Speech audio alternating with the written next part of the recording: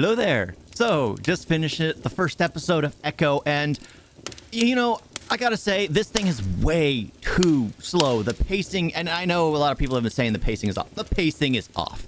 And I think there is confusion between mute and deaf by the creators of this, because for some reason, they make her out to be mute, and people who are deaf still have their vocal cords. They can still make sounds. They still feel pain. It's hit and miss, because she loses her leg when she's a child. She doesn't hear anything. She can't hear, but she would be screaming in agony. It was so unrealistic. It felt so off to see that. A child who's like 8, 9, probably 10 years old. I didn't know the actress's age. It doesn't matter enough. The story isn't that in-depth enough. But she was quiet. She looks at her leg. A piece of glass is shooting through it.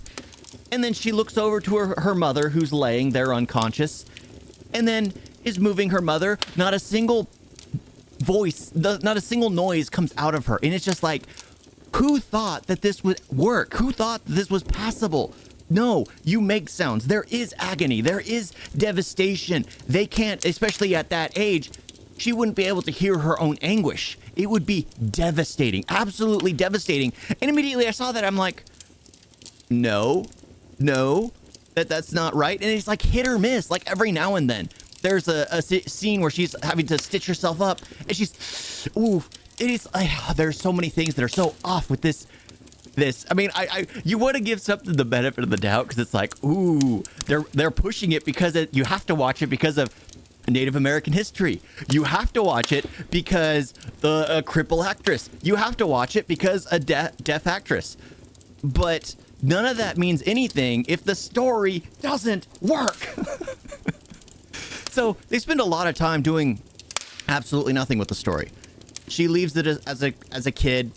Apparently, her father was blamed for her mother's death because apparently he was in a criminal organization, and then he goes to New York, and the grandmother didn't care that the child was being taken by this man who she claimed was not good for the family, and allows him to take the. There were so many things that just didn't line up, didn't make any sense, doesn't work in the story.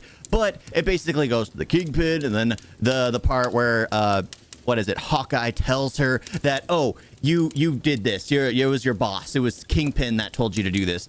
And then Kingpin gets taken off the board. There's so many things that just happen, and then she takes out Kingpin with nobody around. Absolutely nobody. She is a part of a criminal organization. So the gun she uses wouldn't be registered to her. So there is no way they could track the bullet that took the Kingpin out. And sure, this is spoilers, but it doesn't make any sense. So I'm doing you all a favor.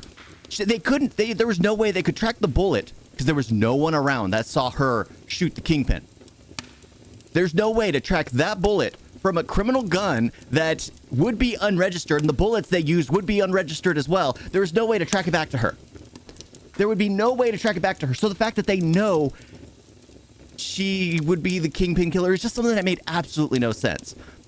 And the fighting, it's just like, she has one leg, you have to get her a bit of slack.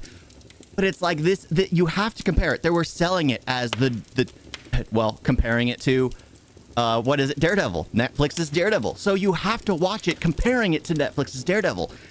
And the story, the pacing, there is nothing intriguing about what's going on. I don't care about anything that's going on.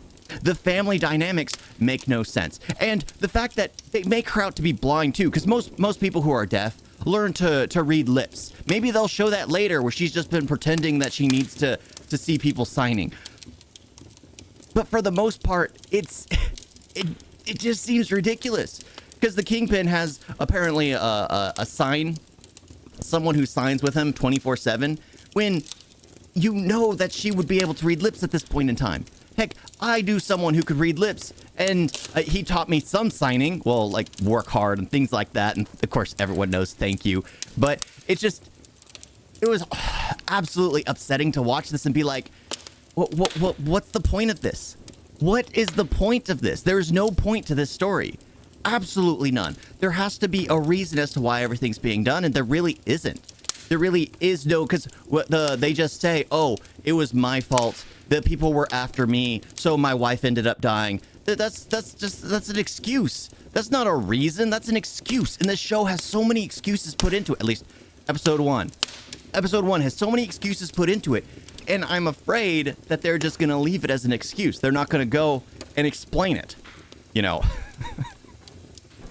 Yeah. But it jumps around way too much. She's a kid in the beginning. Then it goes to her. And then a whole sequence of with Hawkeye and fighting Daredevil and whatever. Really, not quick, but it felt too slow, but yet there was nothing there. No substance. It had no substance. No substance when she was a child. No substance during the middle period. And then no substance once she returned home. It was just like, oh, don't tell my family I'm here. Don't tell my family I'm here. Well, why return? Why go there? I guess they'll explain that in the next one, but oh my gosh. It feels like a chore. It feels like a chore to watch. Thank y'all for watching. Talk to you next time. Toodles.